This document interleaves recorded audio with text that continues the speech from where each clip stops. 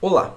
Regularmente eu escuto de alguns engenheiros ou estudantes de engenharia nos últimos semestres falarem o seguinte: eu preciso rotular uma estrutura porque rotular a estrutura economiza aço e apesar do engaste ser legal, gasta muito aço. O que, se fosse uma estrutura metálica onde na ligação você realmente gasta uma quantidade considerável de aço em gasto, eu até entendo. Mas será que é verdade, no caso de uma obra de concreto armado, que trabalhar com a estrutura rotulada vai economizar aço? Porque muitos falam, mas será que é verdade? Bom, vamos testar. Como? Bom, eu vim aqui no CIPCAD e modelei 5 pórticos diferentes. O que tem de questão em cada pórtico? Bom, vou começar pelo último pórtico.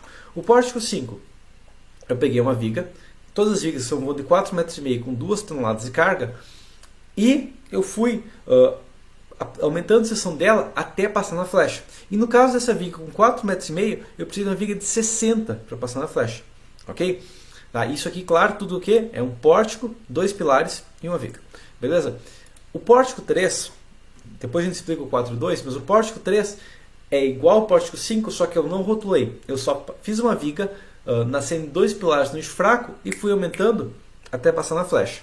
O pórtico 4 tem a mesma inércia do pórtico 3, só que ele é rotulado. Ele está em vermelho porque ele está falhando na flecha. Rótula, aumenta a flecha. Ok? O pórtico 2 é similar ao pórtico 3, mas com o pilar no eixo forte. Ok?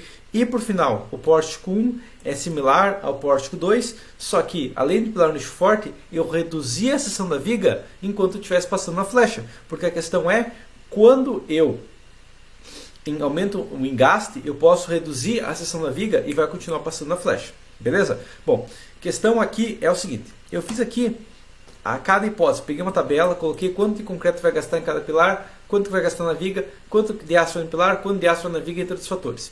E o que aconteceu aqui foi o seguinte: a estrutura, o pórtico mais barato foi qual? Foi um pórtico com os pilares de 14 por 5 por 26 no eixo forte e a viga engastada neles. Por que esse pórtico foi mais econômico? Basicamente porque esse pórtico foi um pórtico que tem o menor momento de fator, 5.8, comparado aqui que eu tenho 6.9 e aqui que eu tenho 7.3, mas ele foi um pórtico que ele tem um menor positivo, ok? Então vou armar com o mínimo no positivo, mas ele não gera negativo pesado para o pilar ter uma necessidade de mais aço, ok? Porque qual a viga que tem menos aço? É justamente a primeira viga, tem 17 kg, comparado a todos os outros que tem 19 e 21. Mas como o pilar tem 4 barras de 12.5, enquanto os outros têm 4 de 10, esse foi sendo o pórtico mais caro, quase R$70 mais caro. Ok? O mais econômico foi o pilar com continuidade. Por quê? Porque a pequena quantidade, por mais que não seja muita coisa, vai reduzir meu positivo. Ok? Para armar para aquele um forçamento negativo da viga é tranquilo e, consequentemente, ele é o pórtico mais econômico assim. Tá? Agora, se o pilar está no eixo fraco, porque muitas vezes o arquitetônico vai exigir que o pilar esteja no eixo fraco. Eu não posso fazer um pilar no eixo forte algumas vezes. Daí o que acontece é que a viga de 14 por 55 vai ter uma taxa de aço maior, porque ela vai ter um negativo um pouco maior, ok?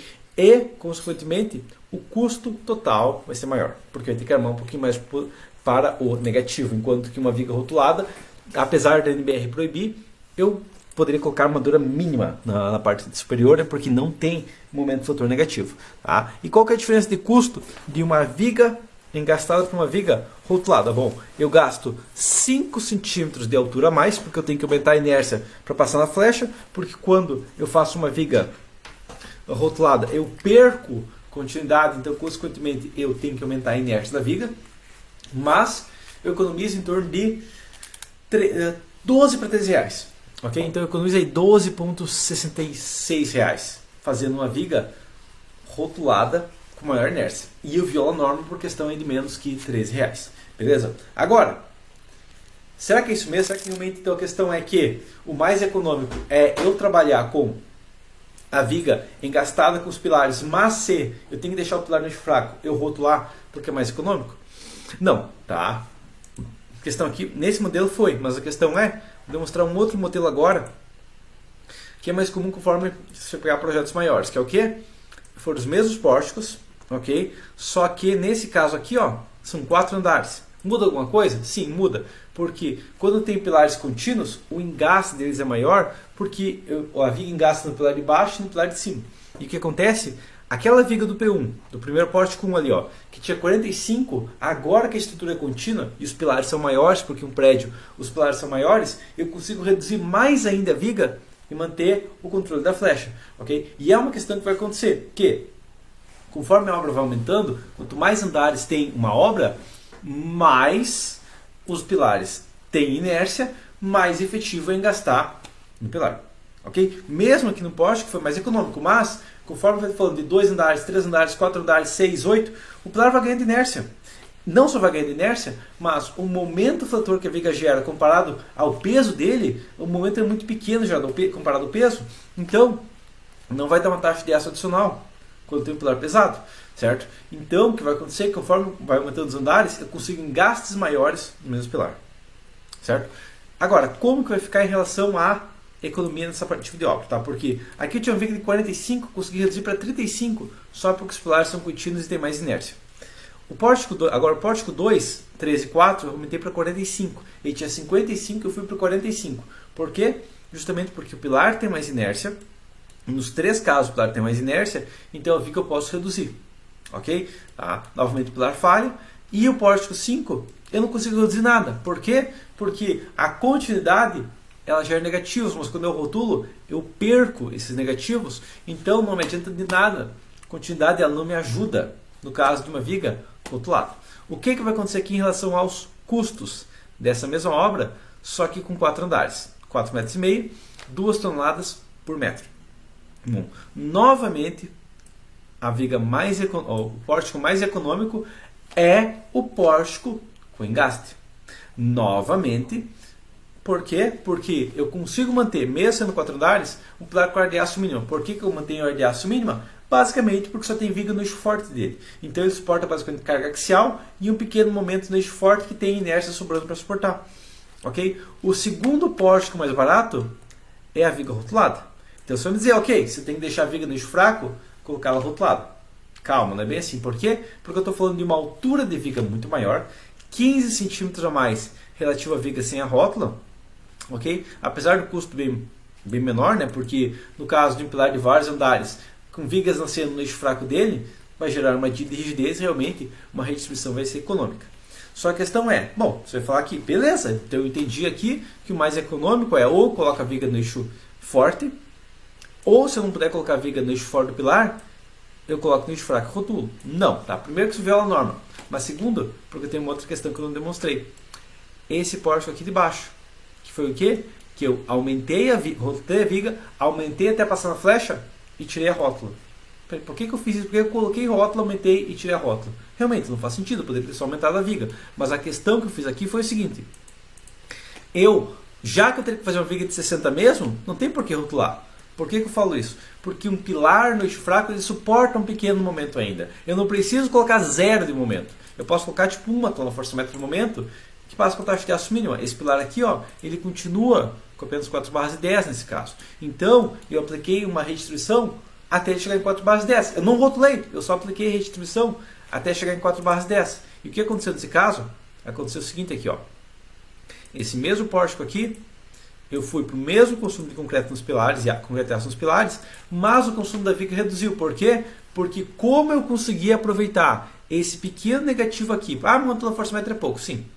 Peguei esse 1 tonelada-força-metro aqui, ó, e o momento fletor que era 7,4 foi para 6,6, ok? Então eu consegui reduzir o momento fletor positivo.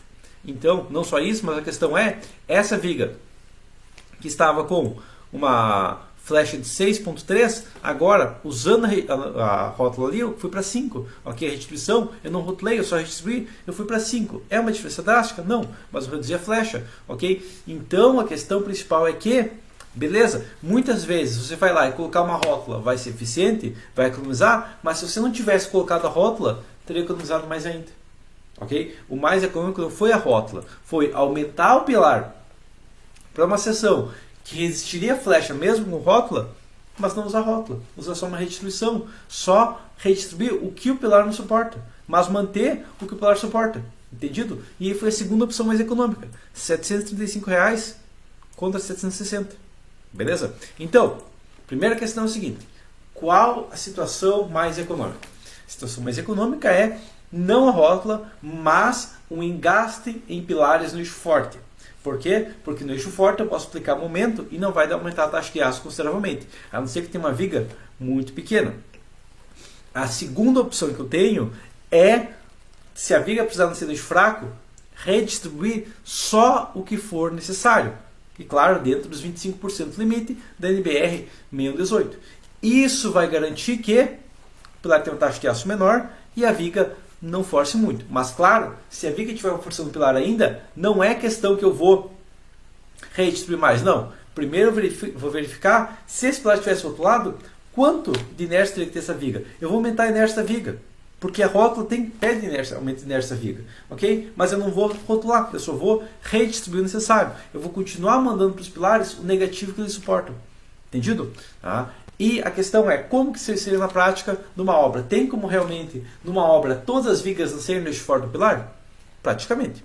Quase todas. Como? Bom, se o pilar é central, não tem viga nascendo nele. A viga só passa reto por ele, não precisa se preocupar. Em pilar de extremidade, eu vou virar ele sempre para dentro da obra. Por quê? Porque daí as vigas que nascerem nele estão nascendo no eixo forte. E os pilares de canto eu não consigo, mas eu posso deslocar os pilares de canto para não ter pilares de canto e, consequentemente, não ter esse problema. Okay? Se eu ainda for ter pilares de canto, eu vou pensar qual viga tem o maior momento. Nesse sentido, o pilar de canto vai pegar no eixo forte. Okay? E no outro sentido, se tiver uma viga menor, com uma carga menor, um momento menor, um voo menor, aí no eixo fraco. Okay? Mas o ideal é nem ter pilares de canto, é deslocar os pilares de canto para deixar um pequeno balanço em um dos sentidos. E a questão base é, rótula não tem de ser eficiente. Não só isso, mas a questão principal que eu não cheguei a abordar é que as vigas contra o veículo engaste têm uma inércia bem menor. Estou falando de vigas de 45 contra 60. Okay? Eu estou falando de vigas com uma inércia bem menor e, consequentemente, que eu posso reduzir o pé direito da obra ou reduzir a altura intermediária da obra e economizar também na altura de vedação, na carga total da obra e todos os fatores que eu não estou abordando aqui. Okay? Inclusive na forma da viga vai economizar fazendo uma viga menor, inclusive no peso da fundação vai economizar. Entendido? Mas não, rótula nunca é econômico. Okay? Se você achar uma solução onde rótula é econômico, eu vou te demonstrar uma solução onde aproveitar um pouquinho do engaste do pilar vai ser mais econômico, porque eu não preciso rotular, eu posso redistribuir uma parte. Okay? E claro, mesmo redistribuição, para ser feita uma otimização, não é sair redistribuindo tudo. Okay? Se eu redistribuir essa viga aqui, que está com R$ 698 atualmente, eu vou piorar a minha obra. Por quê? Porque o problema dessa viga aqui, ó, pegar a viga do P2 aqui, que é mais econômico, o pórtico 2 é mais econômico, se eu redistribuir esse pórtico 2 aqui, ó, o que vai acontecer é que eu vou ter um negativo menor ainda, mas ter que aumentar o positivo. Eu vou ter que aumentar o positivo, ter que colocar mais ácido no positivo. Okay? O ideal é que o negativo e o positivo estejam similares. Okay? Enquanto o positivo estiver maior que o negativo, não compensa nunca para a viga redistribuir. Talvez compense para pilares, mas não quando a viga nasce no eixo forte dele. Beleza? Mas por enquanto seria isso. Cuidado em sair rotulando. Não é mais econômico, uma redistribuição sempre vai ser mais eficiente, ok? Porque não tem por que chegar em zero, quando você pode chegar em 0.75 ou 0.7 ou 0.65, depende de cada caso. Mas o 0.75 é o mínimo da norma, então muito cuidado em baixar disso. Beleza? Mas por enquanto seria isso e até a próxima.